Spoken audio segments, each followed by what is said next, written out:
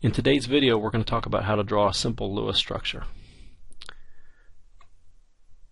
So today we're going to learn what a Lewis structure is and why it's useful. We're going to learn the octet rule. We're going to learn the 6 steps to drawing a Lewis structure, and we'll practice our skills drawing several Lewis structures together. So first, what is a Lewis structure? A Lewis structure is a two-dimensional representation of a molecule or ion, and it's used to help describe the bonding that's taking place in the molecule. And once we understand the bonding, oftentimes we can use a Lewis structure to help us understand if a molecule is going to be stable or reactive, or if a molecule is going to form at all. So before you spend hours and hours in the laboratory trying to make a weird, funky molecule, maybe you draw a Lewis structure first and say, you know what, I don't even think this is going to work. Or, hey, this is going to be a great place to experiment with and try to build this molecule because the Lewis structure predicts it's going to form. The Lewis structures were named for G.N. Lewis, who was a prominent chemist who helps us describe chemical bonding. And we usually use Lewis structures most frequently when talking about covalent structures rather than ionic, although you can do either or. So in the Lewis structure representation of a molecule, we represent electrons, or valence electrons specifically, as dots. And so, for example, hydrogen has one valence electron, that 1s1 electron, that's going to be represented as one dot. Carbon has 4 valence electrons, so we'll use this chemical symbol for carbon and 4 dots representing 4 valence electrons. Notice those 4 dots are distributed symmetrically about the carbon rather than lumped on one side.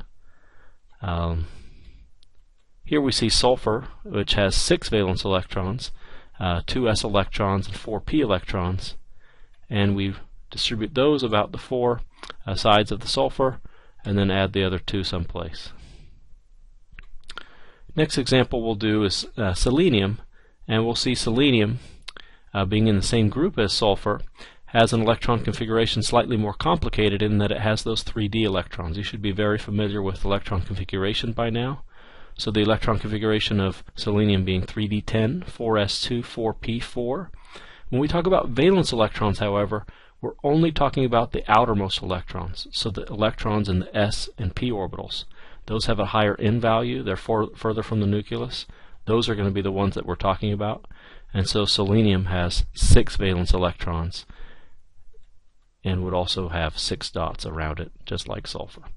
Alright, well, let's start by talking about the simplest example of a Lewis structure we can think of, and that's, let's try to draw dihydrogen, or H2. And in order to do this, we need to think about one hydrogen atom having 1 valence electron, say on one side of our reaction mechanism, and on the other side we'll add in the other hydrogen. So here we have 2 hydrogens, each having its 1 dot representing that 1 valence electron, the 1s1 electron. And then as we merge these 2 hydrogens together, and they have a little love connection there, we find that the hydrogen on the left has 2 valence electrons, and the hydrogen on the right has 2 valence electrons, and they achieve this by sharing that electron pair. So that electron pair there is shared between the 2 atoms, and it's that mutual attraction for that electron pair that's going to end up holding these 2 nuclei together. And so we can see here that these hydrogen atoms share the electron pair, and this way they each have 2 valence electrons. They become isoelectronic with helium. We can draw this structure by just simply putting a dash between the 2 hydrogen atoms. That dash becomes equivalent with 2 dots. So 2 dots or a dash mean the same thing in a Lewis structure. That brings us to talk about the octet rule. Hydrogen is a bit unusual in that it's happy with 2 electrons. It forms molecules so that it has 2 valence electrons. That's because it becomes isoelectronic with helium. For the other main group elements, their happiness, if you will, is achieved by forming 8 valence electrons. And this is more an observation than it is a hard and fast rule. And we'll see several examples where we end up breaking the octet rule. But for now, let's see and let's observe that many main group elements have form molecules that leave them with a filled set of s and p orbitals. And note that when we fill the s and p orbitals, we become isoelectronic with our nearest noble gas neighbor. and that we have an electron configuration of ns2, np6. Alright, now having discussed the octet rule, we're equipped to talk about the 6 steps for drawing a Lewis structure. The first step is that we have to count the total number of valence electrons in the molecule or ions. This becomes our electron budget, if you will, for the molecule. We can't exceed this number of valence electrons, and we have to count for the presence of every valence electron. We also have to remember to adjust for the charges, adjust for the ionic charge on an ion. So if you have a minus charge and you have an anion you're trying to draw, you have to add extra electron density. And if you have a cation that you're drawing, you subtract electrons away. So for example, here we have carbons, 2 carbons and 4 hydrogens. So we just simple arithmetic tells us that we have 2 carbons. Each of those have 4 valence electrons, and the hydrogens have 4. So we're going to end up here with a total of 12 valence electrons in total. Next, here we see we have sulfate, and here we have the sulfur, which has 6 valence electrons, and each of the oxygens have 6 valence electrons as well. They're in the same group. And so we have between all of those and the 2 extra electrons for the 2 minus charge, we end up with 32 valence electrons. Finally, ammonium, we have 5 for the nitrogen and 4 for each hydrogen. That would leave us to 9. But we also remember that the species has a plus charge on it, so we end up taking an electron away. That leaves us with 8. Okay, our second rule is that we have to identify the central atom. The central atom in the molecule is going to end up doing the most sharing. It's going to be pulled, and it's going to have its electron density pulled, rather, in several different directions possibly. So we're going to put the most electropositive atom in the middle. The other clue that tells you sometimes that you have the central atom is that the central atom is listed only first or listed once. And please, don't put hydrogen in the middle of your molecule. It doesn't have enough bonding sites, if you will, to make a large molecule. After we've identified the central atom, we're ready to go ahead and sketch the skeletal structure of the molecule by connecting each atom to the center atom with a single pair of electrons. Now we should note that in today's short video, we're going to deal primarily, or only exclusively, with molecules which have a central atom and then perimeter atoms. We're not going to deal with complex structures that have multiple central atoms. Once everyone's connected, we're going to fill in the octet of the perimeter atoms, by adding 8 electrons to the main group elements on the outside, such as fluorine, chlorine, oxygen, etc. And then that would obviously mean 2 electrons for hydrogen. Finally, in step 5, we're going to count how many electrons have been used. We're going to check and see if we used them all. And then we're going to check on the central atom and see if it has an octet. And the results of step 5 will lead us to know what we need to do for step 6. And we'll talk about step 6 as we do several examples here in a minute. Okay, in this case we're asked to draw a Lewis structure for this molecule. We first start by counting the valence electrons. Silicon has 4 valence electrons, and each chlorine has 7 for a total of 28. When we add that together, we find that we have 32 valence electrons. We next have to identify the central atom, and we are left with a choice between silicon or having chlorine in the middle of the molecule. Silicon is more electropositive. It's listed first and it's listed once. So all these criteria, silicon is going to be in the middle here. So we go ahead and place it there. We're next asked to draw or sketch the skeleton of the molecule. That means placing the perimeter of the molecule filled with chlorines. We place these guys around here, and that's that.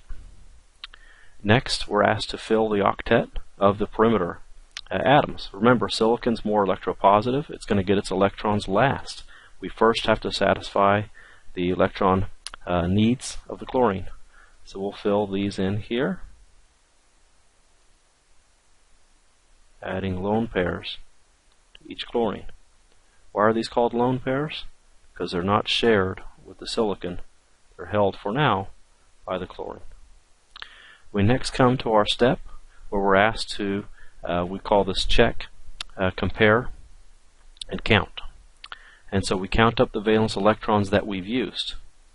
We have here, for each chlorine, we have an octet here. We have an octet here, here, and here. So that's 4 octets, that's 32 electrons. So it turns out we've used all of our electrons. And we also check on our central atom. How's the central atom doing? The central atom has 2, 4, 6, and 8 electrons. So it turns out that the central atom also has an octet. In this case, we come to step 6, and it says your central atom has an octet.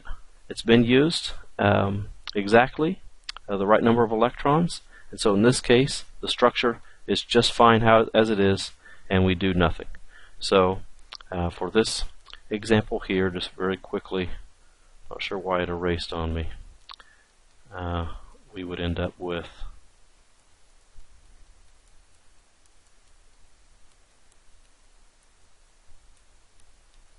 something like that.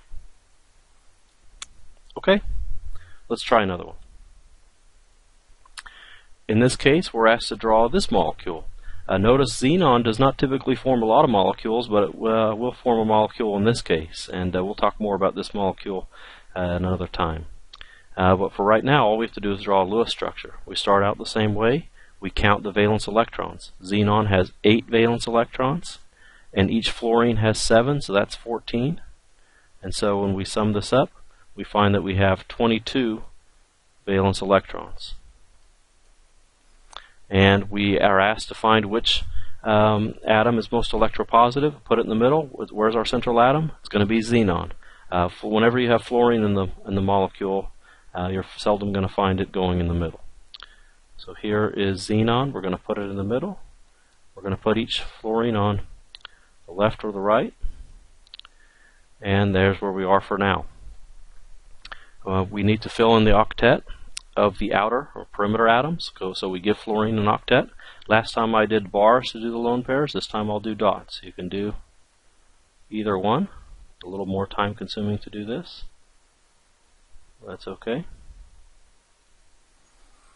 Okay, so now I filled in the octet of the fluorines, and I come to the step where I have to count, check, and compare. So count the number of valence electrons that I've used, check on the central atom to see how it's doing, and then compare the number of valence electrons that I came up with to the number that I had in the molecule. So in this case, I've used, if I count this, 2, 4, 6, 8, 10, 12, 14, 16. I've used 16 valence electrons. That leaves me, if I subtract these here, I have 6 electrons left over. So what am I going to do with these electrons? Well, this is where we come to our next step.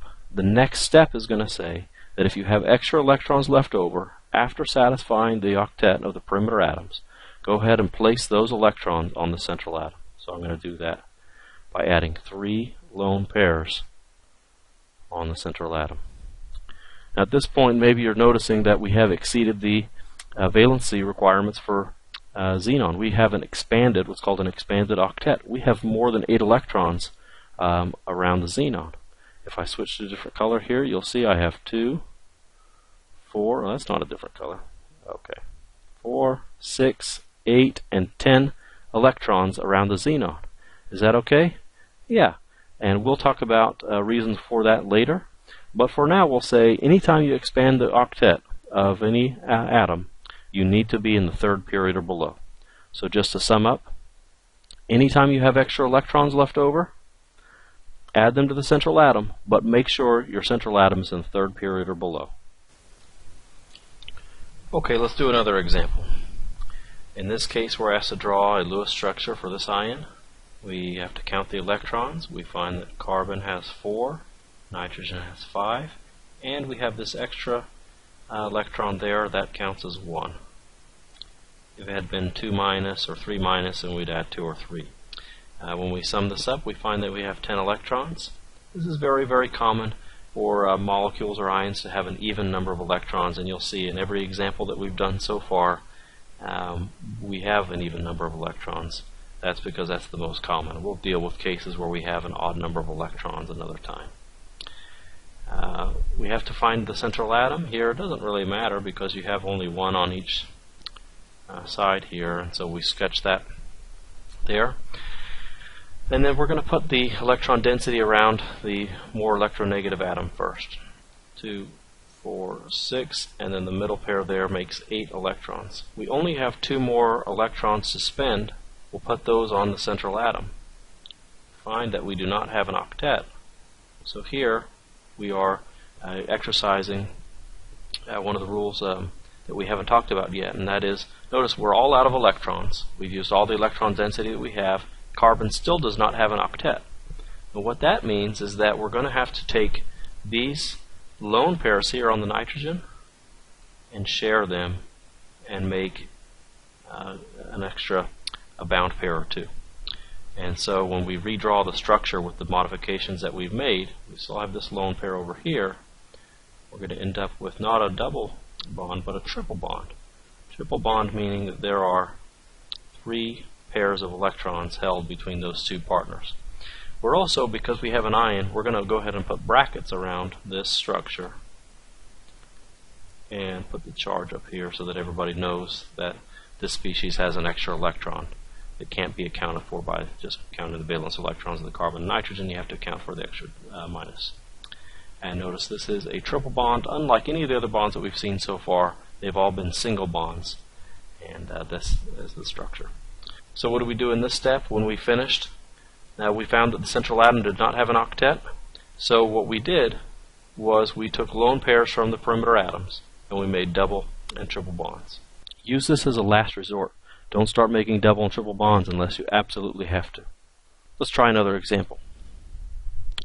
In this case, we're asked to draw another Lewis structure for this guy here. We have to decide how many valence electrons there are in total. We have 4 for the carbon, we have 2 for hydrogen, 1 for each, and we have 6 for the oxygen. So we end up with 12 valence electrons. This is going to be our electron budget for the molecule. We can't exceed this, and we have to account for every electron. Who's going to go in the middle? Identify a central atom. It's going to be carbon. Carbon's going to go in the middle. It's more electropositive than oxygen, and we know that hydrogen makes a lousy central atom. And so we start by sketching the skeleton. That means put the hydrogen here, put the oxygen here. And notice I kind of drew this to where it was going to be symmetrical, 120 degree angle or whatever, but we're not really trying to convey three-dimensionality here so much, and our bond angles don't have to be perfect, and we'll talk about bond angles later. For now, just kind of sketch them around there, give yourself some space. So we fill in the octet of the perimeter atoms. So we're going to fill in the octet of oxygen, and then we're going to count, we're going to compare, and we're going to check. Meaning we're going to count up how many valence electrons we've used. We've used 2, 4, 6, 8, 10, 12. We've used all of our valence electrons, and when we look at carbon, carbon does not have an octet. It has only 6 electrons around it. So what are we going to do? This is one of our cases where we said that we were going to take electron density from here out of that shared pair and make that one out of the lone pair and make that going to be shared between the carbon and the oxygen. And so when we redraw the structure, we're going to have carbon, hydrogen here. That's going to be a double bond. We have 2 lone pairs on the oxygen. Everyone has an octet, except for hydrogen. And remember, hydrogen does not need 8 valence electrons, only needs 2, and it's been satisfied here. Alright, let's try our last example. In this case, we're asked to draw a Lewis structure for this guy here, ammonia, and we have 5 valence electrons for the nitrogen, plus 3 more here, gives us a total of 8 electrons. Central atom, of course, is going to be nitrogen. When we sketch the backbone, or the skeleton of the molecule, we end up with this. And when we do our counting, we find that we've used 6 valence electrons. We have 2 left over. The 2 leftover electrons, according to rule 6b, go on the central atom. So we just place these guys here. Whoops. And that is our structure. Let's take a minute now that we've discussed and seen all 6 steps in action, and just briefly review, and maybe you can fit this into some kind of mental framework in your mind. So remember, first we count the valence electrons. Second, we identify the central atom. Next, we sketch the skeletal structure of the molecule or ion. Next, we fill in the octet on the perimeter atoms. Then we do our count, check, and compare step. And depending on the results of that 5th step, that's going to tell us what to do in the 6th step, in which case we'll either do nothing, or if we find that we have extra electron density, we'll add that to the central atom. And finally, with step 6c, which we discussed, if you find that you've used too many electrons, or if your central atom does not have an octet, that's when you would create double or triple bonds, taking lone pairs from the perimeter atoms and making those extra connections. Okay, so just to summarize what we've learned today, we used the basic steps that we discussed to draw simple Lewis structures. We focused exclusively on those structures which had a single central atom and then perimeter atoms attached to that atom. We've seen and discussed how those structures can help us understand the viability or stability of those structures, especially focusing on covalent bonding. And in the next lecture, we'll discuss how we can build upon these principles that we've learned and learn to draw more complex, complicated structures. Thank you for watching. I hope you have a great day. Thanks.